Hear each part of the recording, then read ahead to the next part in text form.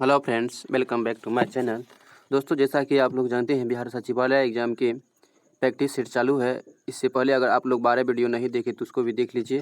तो चलिए, पिछले वीडियो का ट्रिक था उसको भी आप लोग देख लीजिए।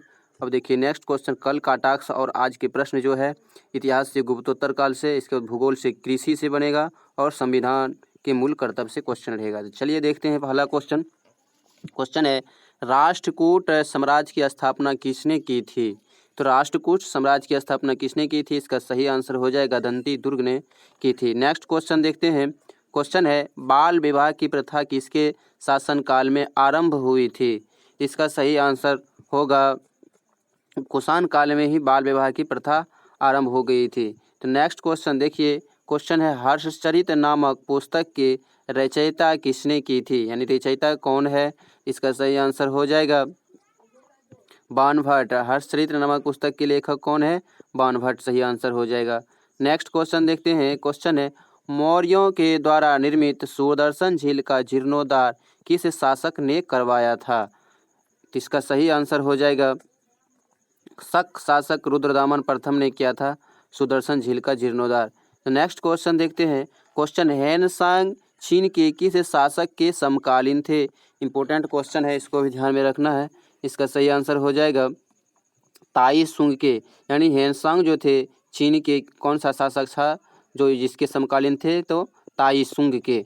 नेक्स्ट क्वेश्चन देखिए। क्वेश्चन है कि महाभाष्य के लेखक पतंजलि है और यह पतंजलि जो है किसके समकालीन थे? यानी किस शासक के समकालीन थे? इसका सही आंसर हो जाएगा पुष्यमित्र शुंग के समकालीन थे। नेक्स्ट क्वेश्चन देखते हैं। क्वेश्चन है, हेनसांग किस शासक के शासन काल में भारत आया था? तो इसका सही आंसर हो जाएगा सम्राट हर्षवर्धन के शासनकाल में आया था। नेक्स्ट क्वेश्चन देखिए। क्वेश्चन है, भारत में नारियल की खेती कब से प्रारंभ हुई थी? इसका सही आंसर हो जाएगा नारियल की खेती कब से प्रारंभ हुई थी? इसका सही आंसर हो जाएगा सातवाहन काल से ही नारियल की खेती माने जाते हैं। नेक्स्ट क्वेश्चन देखिए। क्वेश्चन है, गुप्तोत्तर काल में प्रमुख व्यापारिक केंद्र कहाँ था? गुप्तोत्तर काल का जो मुख्य व्यापारिक केंद्र होता था जहाँ से आयात निर्यात यानी कोई खरीद बिक्री होता था, तो वह कौन सा केंद्र था? तो इसका सही आंसर हो जाएगा कन्नौज, जो गुप्तोत्तर काल के प्रमुख व्यापारिक केंद्र थे। नेक्स्ट क्वेश्चन देखिए।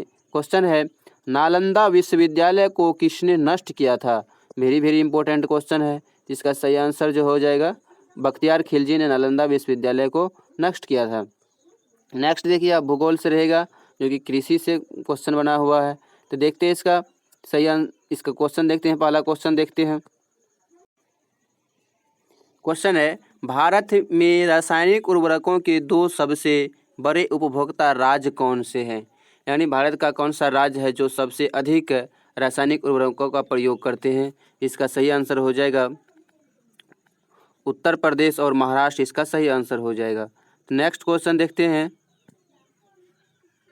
नेक्स्ट क्वेश्चन देखिए, भारत में अनुबंध कृषि को लागू करने वाला प्रथम राज्य कौन सा है? यानी अनुबंध यानी कॉन्ट्रैक्टिव फार्मिंग जो है, अनुबंध कृषि लागू करने वाला पहला राज्य कौन सा है? तो ये इसका सही आंसर हो जाएगा पंजाब। तो नेक्स्ट क्वेश्चन देखते हैं। क्वेश्चन है, कवक जनित करनाल बंट जो एक रोग है, यह किस फसल की रोग है? करनाल बंट इतना ध्यान में रखना है, जो कि कवक जनित है। तो इसका यह कौन सा किस फसल की रोग है? तो इसका सही आंसर हो जाएगा गेहूं की यह प्रमुख रोग है।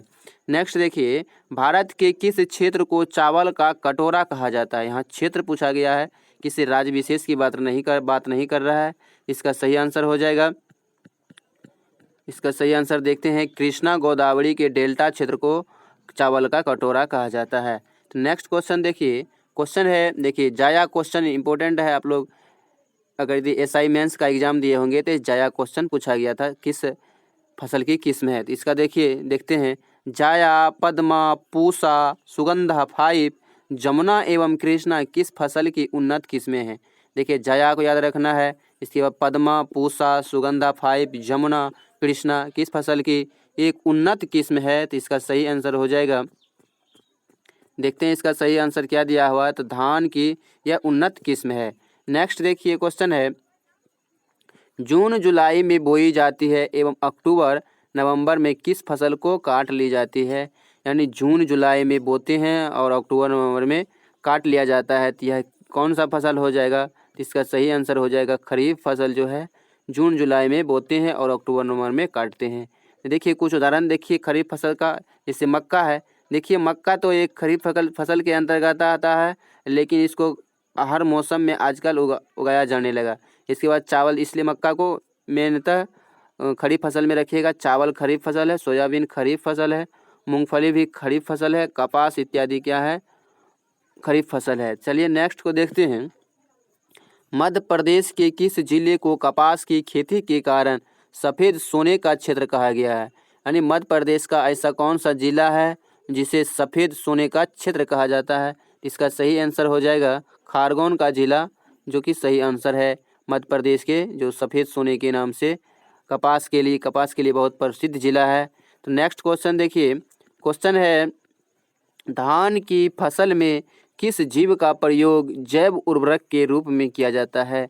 यानी धान की फसल के लिए जैव उर्वरक का प्रयोग किस फसल का, धान की फसल में जो जीव उर्वरक का प्रयोग हो जाता है किस उर्वरक के रूप में, कौन सा जीव है जो कि जैव उर्वरक के रूप में प्रयोग किया जाता है? इसका सही आंसर हो जाएगा नील हरित शैवाल, इसका सही आंसर हो जाएगा। चलिए नेक्स्ट क्वेश्चन देखते हैं। क्वेश्चन है हरित क्रांति में किस फसल का सर्वाधिक उत्पादन किया गया था? यानी हरित क्रांति में कौन सा एक फसल था जो कि सर्वाधिक उत्पादन किया गया था? तो इसका सही आंसर हो जाएगा मैक्सिकन गेहूं। इंपॉर्टेंट क्वेश्चन है, इसको ध्यान में रखिएगा। इसके बाद नेक्स्ट क्वेश्चन देखिए, सर्वाधिक विदेशी मुद्रा किस नगदी फसल के निर्यात से प्राप्त होता है?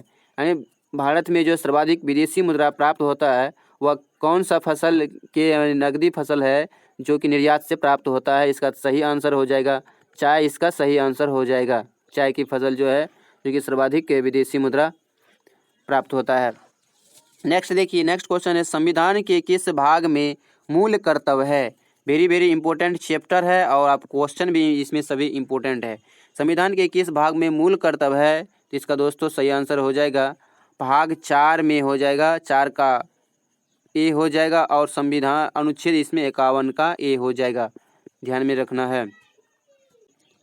4 का क या ए 4 का भी बोल सकते हैं। तो नेक्स्ट क्वेश्चन देखिए, क्वेश्चन है भारतीय संविधान में मूल कर्तव्य किस देश से लिया गया है? मूल कर्तव्य की ही बात कर रहे हैं, तो मूल कर्तव्य किस देश की संविधान से लिया गया है? तो यूएसएसआर देश यानी रूस, सोवियत संघ रूस से लिया गया है। नेक्स्ट क्वेश्चन देखिए, क्वेश्चन है 10 मूल कर्तव्य को, यानी मूल कर्तव्य भी बोल सकते हैं या तो 10 मूल कर्तव्य को भी बोल सकते हैं, संविधान के किस संशोधन के माध्यम से शामिल किया गया? यानी संविधान में जो है मूल कर्तव्य किस संशोधन के द्वारा शामिल किया गया? इसका सही आंसर हो जाएगा 42वें संविधान संशोधन 1976 के द्वारा जो मूल कर्तव्य को शामिल किया गया है। नेक्स्ट क्वेश्चन देखिए, क्वेश्चन है कि भारतीय संविधान में मूल कर्तव्य किस समिति की अनुशंसा पर शामिल किया गया था? यानी भारतीय संविधान में मूल कर्तव्य जो 42वें संविधान संशोधन 1976 के द्वारा शामिल किया गया, यह किस समिति की अनुशंसा पर शामिल किया गया था? तो इसका सही आंसर हो जाएगा सरदार स्वर्ण सिंह समिति की अनुशंसा पर शामिल किया गया था। नेक्स्ट क्वेश्चन देखिए क्या गया है अभी, भारतीय संविधान में 11वें मूल कर्तव्य को, जैसे कि 10 मूल कर्तव्य 1976 में शामिल किए गए, तो 11वें मूल कर्तव्य अभी वर्तमान में 11वें मूल कर्तव्य है, तो 11वें मूल कर्तव्य को कब जोड़ा गया? तो इसका सही आंसर हो जाएगा 11वां जो है 86वें संविधान संशोधन अधिनियम 2002 ईस्वी में 11वें संविधान संशोधन जो कि शिक्षा से संबंधित है को जोड़ा गया। नेक्स्ट देखिए, नेक्स्ट क्वेश्चन है जनहित याचिका के जनक किसे माना जाता है? जनहित याचिका के जनक जो माना जाता है PN भगवती को जाना जाता है। नेक्स्ट क्वेश्चन देखिए, क्वेश्चन है मूल कर्तव्य किन पर लागू होते हैं? मूल कर्तव्य किन पर लागू होते हैं? तो इसका सही आंसर हो जाएगा केवल नागरिकों पर मूल कर्तव्य लागू होते हैं। नेक्स्ट क्वेश्चन देखिए, क्वेश्चन है संविधान में वर्तमान में मूल कर्तव्य कितनी है? जैसा कि हमने पहले बोले हैं कि 11 मूल कर्तव्य है, पहले 10 थे, इसके बाद 86वें संविधान संशोधन में एक जोड़ा गया जो कि शिक्षा से संबंधित है, यानी टोटल कितना हो गया 11 मूल कर्तव्य हो गए। नेक्स्ट देखिए, नेक्स्ट क्वेश्चन है मौलिक कर्तव्य की अवहेलना करने वाले को दंड देने का प्रावधान है या नहीं है? तो आप लोग इसका देखिए सही आंसर हो जाएगा दंड देने का व्यवस्था जो है नहीं है। मौलिक कर्तव्य की अवहेलना करने वाले को दंड देने की व्यवस्था नहीं है, यानी यह जो मौलिक कर्तव्य कानून के द्वारा लागू नहीं करवाया जा सकता है। नेक्स्ट क्वेश्चन देखिए, क्वेश्चन है मौलिक कर्तव्य का उद्देश्य क्या है? यानी मौलिक कर्तव्य जो है इसको जो संविधान में ऐड किया गया या इसका उद्देश्य क्या है, तो इसका सही उद्देश्य है देशभक्ति की भावना को बढ़ावा देना एवं एकता बनाए रखना, इसका मूल उद्देश्य है। चलिए देखते हैं आज का टास्क क्या है और HW क्या है, जो कि आगे नेक्स्ट वीडियो में क्वेश्चन बनेगा। देखिए इतिहास से बनेगा, प्राचीन भारत के स्थापत्य कला से बनेगा, भूगोल में कृषि से ही संबंधित जो कि दूसरा क्वेश्चन रहेगा, यानी 10 क्वेश्चन इसमें बन गया है और अगले सेट में भी 10 क्वेश्चन यानी टोटल 20 क्वेश्चन। कृषि लंबे चैप्टर है इसलिए 10 क्वेश्चन और बनेंगे। इसके बाद देखिए संविधान से भारत के राष्ट्रपति से संबंधित क्वेश्चन बनेंगे। चलिए देखते हैं आज का ट्रिक क्या है। ट्रिक देखिए क्या है, तो भारत के राष्ट्रपति को याद करने के लिए आप लोग को ट्रिक दिया गया है, तो आप लोग इसको कैसे याद करना है, जो कि एक जटिल प्रक्रिया आप लोग कभी याद किए होंगे तो बहुत जटिल लगता होगा, तो इसको याद करने के लिए देखते हैं, जानते हैं कैसे इसको याद करना है। देखिए इसका ट्रिक है, राजू की राधा जाकर गिरी फखरुद्दीन रेड्डी की जेल में, तब रमा शंकर नारायण की कलम से प्रतिभा निकली प्रणव को। इस तरह से याद रखना है। जैसे देखिए राजू से डॉक्टर राजेंद्र प्रसाद हो गया, इसके बाद राधा से राधा कृष्णन हो गया, जाकर से जाकिर हुसैन हो गया, इसके बाद गिरी से बीबी गिरी हो गया, फखरुद्दीन से फखरुद्दीन अली अहमद हो जाएगा, इसके बाद जेल से हो जाएगा यानी जैल सिंह हो जाएगा, इसके बाद रमा से जेल में, इसके बाद तब रमा है तो वेंकट रमन हो जाएगा, फिर शंकर से शंकर दयाल शर्मा हो जाएगा, नारायण से KR नारायण हो जाएगा, इसके बाद कलम से APJ अब्दुल कलाम हो जाएगा, प्रतिभा से प्रतिभा देवी सिंह पाटिल हो जाएगा, इसके बाद प्रणब से प्रणब मुखर्जी हो जाएगा, को से कोविंद हो जाएगा। इसी तरह से आप लोग को अगर यह ट्रिक अच्छा लगता है, वीडियो पसंद आता है तो लाइक करना नहीं भूलें।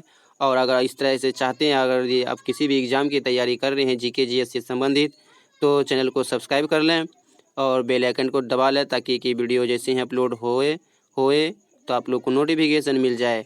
तो चलिए मिलते हैं नेक्स्ट वीडियो में, तब तक के लिए व्यस्त रहें, मस्त रहें, स्वस्थ रहें। जय हिंद।